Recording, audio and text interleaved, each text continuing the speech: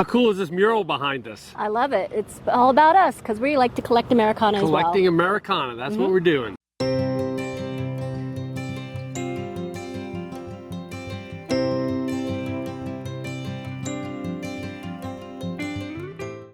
Okay, welcome to this week's episode of Luv Subbin, and we are in Idaho. And what do you do when you go to Idaho? You see the Baked Potato Museum. Yeah, we're here in Blackfoot, Idaho. And we are at the Idaho Potato Museum, and we're going to show you around and explore Idaho. All right, so we were all ready with our tripod and everything. But look at this dude's Eagle project. He put this little awesome thing to put your phone in. And you just kind of do this deal. Well designed. Maybe. Maybe. Yeah, that works. I painted picnic tables. Yeah, I know. This is a better Eagle project. Yes, but they didn't have iPhones back when you did your picnic tables. True. So as you can see, the parking lot is pretty big and ample for RVs. And they have designated parking along the side for people with RVs or other larger vehicles. Yep, so you can certainly bring your RV here.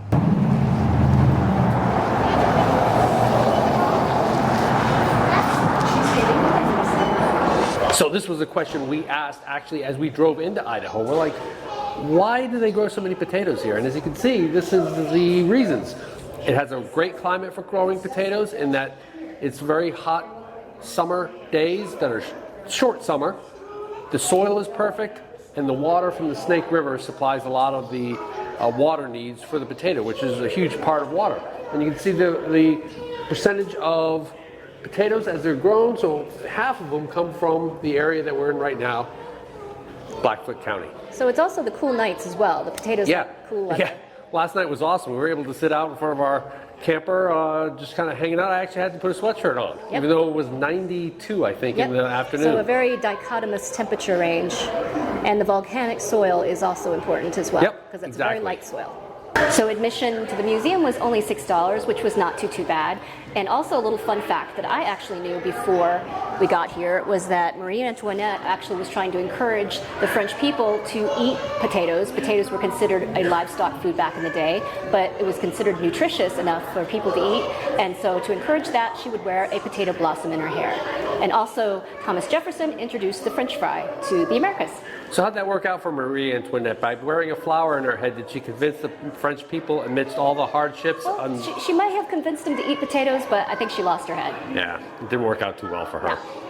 So the russet potato was developed in 1872 by this person called Luther Burbank. And it was developed primarily to fight the blight that caused the whole Irish immigration back in the day. Which is interesting to me because my family from Ireland actually came over due to the potato famine. And we always love it when something that we've done becomes an important part of something that we're doing right now. Correct. And as you can see from the picture behind us, one of the things that brought Idaho into the forefront of potato manufacturing was the completion of the railroads. The Transcontinental Railroad. And behind us is that famous picture that we showed in this video up here where we visited Promontory Summit. Look, it's the world's largest potato chip. This is actually a crisp. And a crisp is made, unlike in England, which they call, I think, all potato chips crisps.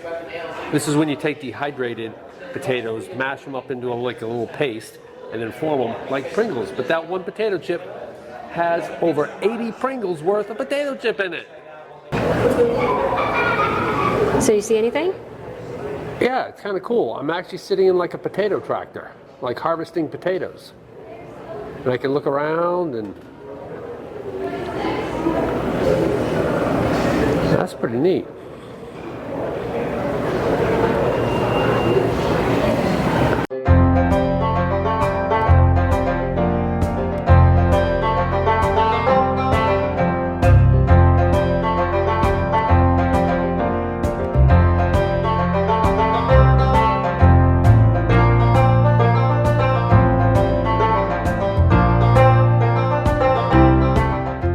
So before we left the Airstream to come to the museum this morning, we ordered our baked potatoes right online. And they said to do it about 2 hours in advance.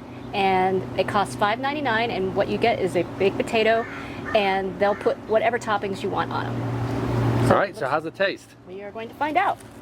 I'm gonna need a fork first. All right, give it a shot. Got a bit of crust to it. The skin's very crisp. So comment below, do you eat the skin on your baked potato or do you not eat the skin on your baked potato? I like the skin. We're skin eaters. Yes. So what'd you get on yours? I got black beans, bacon, and green onions. And I got sour cream, butter, black beans, black olives, bacon, all kinds of good stuff. It's really good. All right, and they have this phrase here that free tater for an out-of-stater. And being from Vermont, we qualified. So we got a little bit of this pre-mixed hash browns here, Yep. which makes sense because a huge part of potatoes we learn actually go into the dehydrated form for products like this and not just the fresh ones that you see. Only I think 30% of the sow in the potatoes, ooh, that was almost a bad thing, actually get sent to the fresh markets. Yep. So it's super convenient. They have envelopes here, an Iron Ranger where you can drop your fees in. You don't have to check in, you don't have to do anything. It's $30 per night and a $5 dump fee. So if you're just coming in from, say, boondocking or something and you're going to use the dump station, which is here, that's $5. It's $30 per night for 50 amp, 30 amp, 20 amp, and water. Water came in at 224 ppm dissolved solids, and we weren't boosting. And as you can see, Yeah, I mean, this is July. this is Saturday In July. in July. We're literally the only ones here. There's probably about 50 sites. And it's a great stopping off point for Blackfoot and the Idaho Potato Museum. Our site is totally level, but check out this grass, how thick and beautiful. I mean, this was the kind of thing that you just took your flip-flops off and just ran your toes through the grass while sipping a nice beer in the evening. This is as good as Disney grass. It is. It's like Augusta National, which Cindy and I attended the same trip we picked up this Airstream brand spanking new in 2002.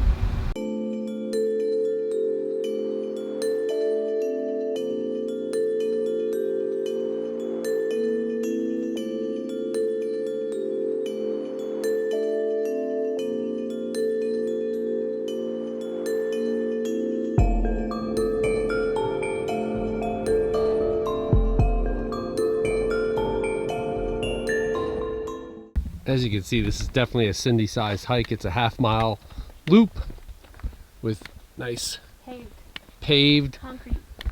surface, which I do thank the park for making it black. They've kind of tinted the concrete here black, which kind of is cool and adds to the atmosphere. It blends it in. So what's your impression so far, C? It's really pretty. Very unusual landscape. I think they call it a cinder garden for obvious reasons, but yeah, it's cool. Very, very beautiful. I guess this area must be very volcanic with all the activity around Yellowstone and etc. This is just a different manifestation of the volcanic activity. So what are you hiking up there, C? We're hiking up to the Inferno Cone, I believe. Yep. So it's a 14% grade, a 0.2 mile hike. About to become a little steep. Yep, this is where lava blew up from the ground. Plus you also have to factor in your elevation as well. Yep. So this is going to be a little tough one. That's what I'm doing. I'm factoring the elevation, not that I'm out of shape. That's where we're going. All right, we made it to the top, huh? Yeah, 6,140 feet. Not too bad of a view. Yeah. All the way around, look back on the other side. Well, considering it's about 85 degrees and we're on black surface, it could be hotter. Too shabby. There's a nice breeze. I would have to say the overlooks that they have here are pretty spectacular, huh, Sin? They're amazing. They're as good as Big Bend, I think. Remember Big Bend? Yeah. You can check out that video up here. Yep. But very, very cool. Yes. Some cinder fields there. All right, we're about to enter our first cave, huh? Yes, this is the Indian Tunnel. It has an entrance and an exit, and it's on the walkway, so we're going to see how we do. But we did get a permit. Yep. So that we can go into caves without harming the bats. Yep. And there's some bats. And there's some bats. I was coming back. We're leaving. Or they could be birds. As I enter the cave. I don't think you really need a flashlight, though. It's for our cinematic effect, all right? He's trying to tell a story. What's that? He's trying to tell a story. Exactly. So how are your spelunking skills? I think they need some tweaking, Yeah. but it's not too bad. Some nice colors. I think I hear water dripping. Or something, right? Yep. Probably from there. All right, well there you have it, our first delving into the state of Idaho. What do you think? Well, I thought the Potato Museum was really, really fun. And I like the fact that they actually sold your baked potatoes right there. Yeah, I mean, that was just a good piece of Americana. And then there was Craters on the Moon. Oh yes, that was great too. It was especially hot though, I think, because there was no Yeah. shade anywhere. So if you like this video, Give us a big thumbs up. and if you think we've earned a subscription, click to subscribe. And comment below if you've been to either the Potato Museum or Craters of the Moon and what you thought. Because we come out with RV and Airstream related videos just like this one every Tuesday. Thanks for watching.